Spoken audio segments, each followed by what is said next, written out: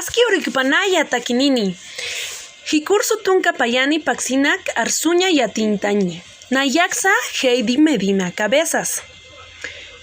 Chinu Paxi enero. Anata Paxi febrero. Achuca Paxi marzo. Casawi Paxi abril. Yamayu Paxi mayo.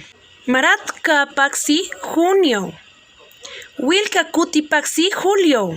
Llumpaya Paxi agosto. Satacaita Paxi septiembre. Taipi Sata Paxi octubre. La Paca Paxi noviembre. Hayukaita Paxi diciembre. Veremos si aprendiste.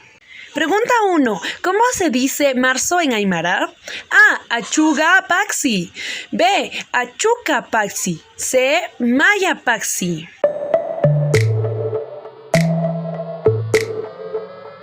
La respuesta correcta es Achuca Paxi. Pregunta número 2. ¿Cómo se dice enero en aymara? Chinu Paxi.